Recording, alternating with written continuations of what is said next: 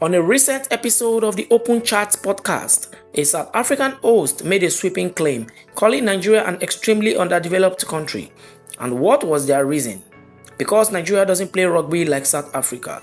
You know what I've noticed with Nigeria, bro? I don't understand, bro. Nigeria is extremely underdeveloped, bro. Because there's no Nigerian... There's no rugby team. There's no Nigerian golfers. I've never seen There's no Nigerian... They shop at Diski wire. And I think they can cook there by rugby also. They can. I think there is a rugby team. No, there isn't. I don't think they do have. Even if it's there, it's very weak for sure. Yeah, it's weak. There is one. But if it was there, we would know it. Nigeria is underdeveloped, bruh. You know, for you to do well in sports, you must have a very well-structured country. Yeah. Because for people to dominate the sports, there must be a lot of financial investments in that sport. So South Africa doing well is a reflection of the country's infrastructure. You know? This comment has sparked heated debate across Africa, raising bigger questions about stereotypes, sports, and what it really means for a nation to be developed.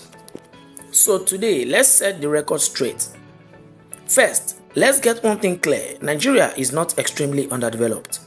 From modern railway systems like the Lagos-Ibadan and Abuja-Kaduna trains, to the Lagos Metro Rail Line, the Blue Line and Red Line, to world-class telecom infrastructure with over 220 million mobile subscribers, Nigeria is one of Africa's top 3 largest economies. Our music and movie industries, Afrobeats and Nollywood are global powerhouses. Nigeria's banking and fintech sector is driving innovation across the continent. And in tech, Nigeria startups like Flutterwave and Paystack are making billion-dollar moves. So to reduce a country of over 200 million people to rugby, that's not only misleading, it's lazy commentary. South Africa's dominance in rugby and cricket is undeniable, but there's context. During Apartheid, rugby and cricket were sports dominated by the white minority elite, heavily funded and supported as symbols of national pride. For decades, black South Africans were largely excluded from these sports. Nigeria's sports culture evolved differently. We embraced football, a game loved by the masses, affordable to play and truly unifying. And the result speaks for themselves. Nigeria has 3 AFCON titles. The Super Falcons dominate women's football in Africa with 10 titles. Nigeria has produced global stars from Kanu Nwankwo to JJ Okocha.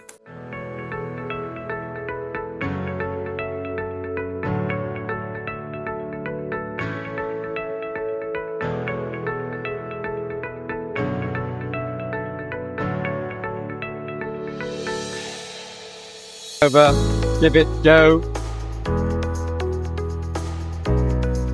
Okocha! He has now the birthday boy! To Victor Osimhen, Ademola Lookman, and so on. At the Olympics, Nigeria has won medals in football, athletics, boxing, and weightlifting, but never needed rugby to prove strength. But here's what the podcaster clearly doesn't know. Nigeria does have a rugby presence. Nigeria's Rugby Sevens team is currently ranked in Africa's top 10. In Rugby 15s, Nigeria is in the top 16 on the continent. This is a young sport here, but it's growing steadily. Olufemi Adeyemi. What's your English name? I don't have any English, just Ikechi. What's your Nigerian name? Ikechi Meziechi Evel Tufatu Motoraki Mere. What's your English name? John Toby. What's your Nigerian name? John Oluwatobi Loba. Thanks for staying tuned. It's still TVC Sports Desk. It's now time to talk about the very best of Nigerian rugby. And just a little over 2 years ago, following the readmittance of Nigeria into the international scene by World Rugby, the Nigerian Rugby Football Federation appointed legendary Scotsman Steve Lewis as the head coach of the senior national teams. Now, the appointment was to shape the future of our national teams as an emerging force on the continent. The journey thus far has been a major improvement on all fronts. The men's national team, known as the Stallions, wrapped up their 2025 Rugby African Men's Sevens campaign in Mauritius with a thrilling 19-12 win over Ghana in what you can describe as the Jollof Derby, thereby securing 7th place overall. It is an improvement from the 11th place finish in the previous edition, and this is definitely a great testament to the improvements the team has had over the past 2 years. Now, a World Rugby Level 3 coach Luis is a two-time USA Rugby Coach of the Year and is one of the United States' most experienced and successful sevens coaches. As the founder of Elevate Rugby and with a master's degree in sports business, Luis is also one of the sport's most recognizable and successful executives, instrumental in the introduction of professional rugby in North America. He is also a regular TV analyst and commentator for Nigerians. We know him as the head coach of all national teams. He joins the show this evening. Thank you so much for joining us. Happy to be here. Thank you so much. Let's run it back a bit. May precisely, if I'm not mistaken, May 2023 was when you came on board as the head coach of the national teams. And cricket, Nigeria has shocked the continent in 2025. Nigeria secured Africa's sole ticket to the Under-19 Cricket World Cup. That's no small feat in a sport long dominated by South Africa and Zimbabwe.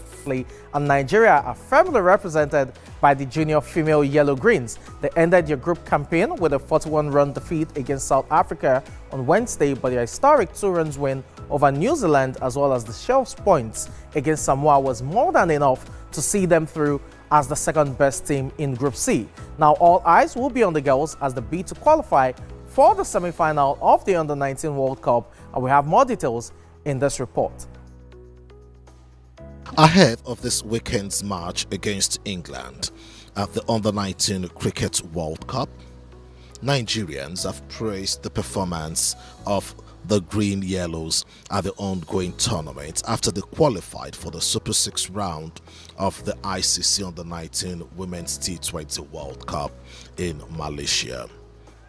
And don't forget, Nigeria also plays polo and golf, sports embraced by our elite for decades.